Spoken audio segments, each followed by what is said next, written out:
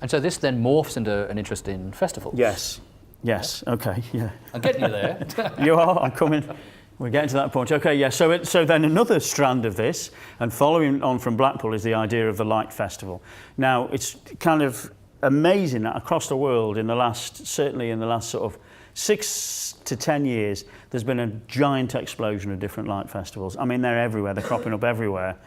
And there are different kinds of light festivals. There are the old traditional light festivals like Loi Krathong in Thailand, like Diwali in the Indian Festival of Lights. But there are also all sorts of other kind of festivals that are emerging. Often urban festivals that kind of celebrate the city. And we all know, I'll say a little bit more about Vivid in a minute. So you have one in Sydney, which is a kind of very interesting festival. The first big festival that I went to was in Lyon, which is truly huge. I've mentioned this to some people already. It lasts 4 nights and 4 million people descend into the streets of Lyon to see their extraordinary cutting-edge light displays. But in addition to the big festivals like Sydney and Lyon and others, there are also lots of little vernacular festivals, so lots of little torchlit parades, lantern parades, that are used often in kind of very small villages. Firework parades, little displays where coloured wagons and boats are paraded through a town's road or river. So there is this kind of sense in which kind of light or illumination is becoming a way to do lots of different things, to certainly to kind of regenerate place, but also to provide a sense of place to kind of reanimate community and that sort of thing. So what I'm interested in then, in thinking about light festivals, is what exactly is it that light does? What does it do? What can it contribute? How can it kind of transform that kind of nocturnal environment in kind of often, I think, kind of quite productive ways and interesting ways. And your thoughts about Vivid since you've been here? So, well, the previous work that I've done on light festivals, so I've also kind of written a couple of pieces on light festivals, and there's 3 qualities that I've looked at that are also present in Vivid. Okay, but I'll say a little bit more about Vivid. So the 3 key things that I think are really interesting about light and what light can do is it can defamiliarise place. So when we're in place, even place that we know well, our home, we can go out and light can transform our experience of what is usually incredibly familiar. It can make things look different, and it can make us look at things differently. Even those things that are kind of, everyday, that are kind of, we unreflexively apprehend as part of our kind of quotidian existence. We can go out at night. Certain kind of clever deployments of light can re-enchant a space that we thought was kind of dull and mundane. Secondly, though, and this is kind of slightly contradictory, it can also deepen a sense of place. So light can be used in all sorts of clever ways. So certain kinds of projections can bring out the kind of forgotten histories of place. And there was a very good example of this in Vivid, I think 2 years ago, about the rocks, about the history of the rocks and the way in which there were the hunger and the kind of strikes and stuff that took place there, that kind of whole industrial heritage.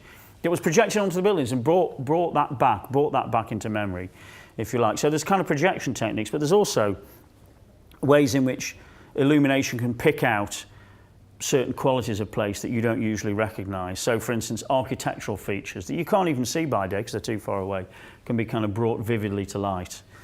So that kind of placemaking strategy is really interesting. And then the third thing, which I've touched on already, is atmosphere, and the way in which kind of atmosphere can be produced by people consuming and producing light. And of course atmospheres are produced by people. I mean, this is the key thing to say about it, is that people are the essential ingredient here in the way in which they kind of respond to light and engage with light.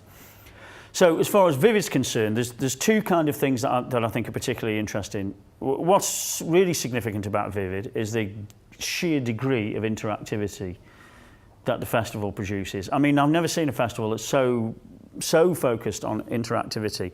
And of course, there's all sorts of interesting things to say about that. First of all, it transforms the feeling of public space. You've got all these people playing, and people are playing with their kids. And in certain parts of the festival, there's a whole sequence of activities that people can move from one to the other and kind of engage in this kind of playful way. Space, therefore, isn't this kind of functional realm in which people kind of move through and consume, but it actually becomes a sort of ludic space, a space for play. And there's a lot of that in Vivid. It's really interesting. And there are numerous ways in which you can kind of interact with the lights. You know, you can shout, you can kind of clap, you can move.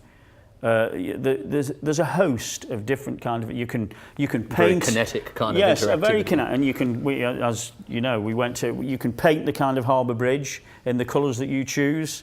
There's a fantastic thing in Darling Harbour where you can paint two buildings, huge 4-story buildings with light. You can paint it very instantaneously in an extraordinary fashion.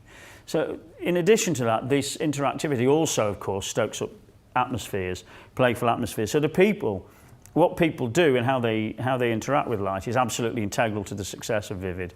And on nights when there's a lot of people there, it's very easy to see that there's this kind of very feverish, festive atmosphere going on. Mm. But also, the other thing that's kind of interesting about Vivid, I think, is that in some ways that might seem to compromise the kind of creativities that take place. So I know this year that the director of Vivid, apparently, put a great emphasis on interactivity. And so maybe that led to the diminishment of particular kind of artistic installations, more creative installations, if you like. So is that the case? Well, I think probably not exactly. I mean, I think there are still kind of interesting kind of creative things going on.